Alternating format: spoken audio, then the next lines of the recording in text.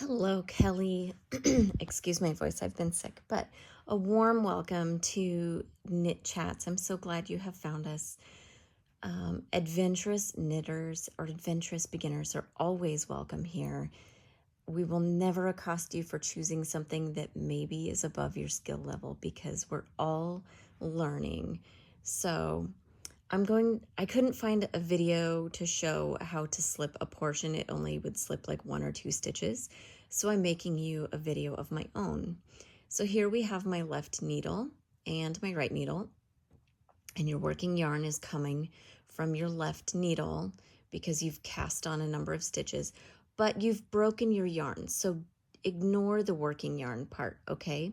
So you've broken your yarn, and now it's time to slip the first 12 stitches of your knitting.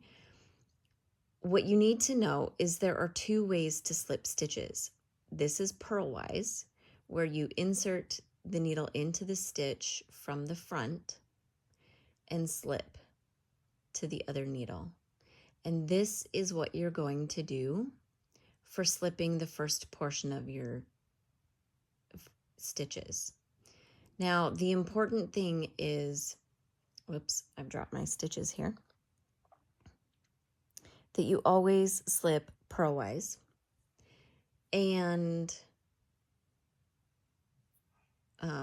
for this particular application. But if you're ever in a situation where you need to slip knitwise, you slip it as if you're going to knit. But see how it twists the stitch? It changes the stitch. This is the front leg of the stitch, and this is the back leg of the stitch. You don't want to switch those unless the pattern says to slip it knitwise. This particular pattern just says to slip, and this means purlwise. So again, just into, and I like to work on the tips. So if you can just gently move the tips together, it won't warp your stitches. If you slip one at a time, let me show you how it borrows the yarn.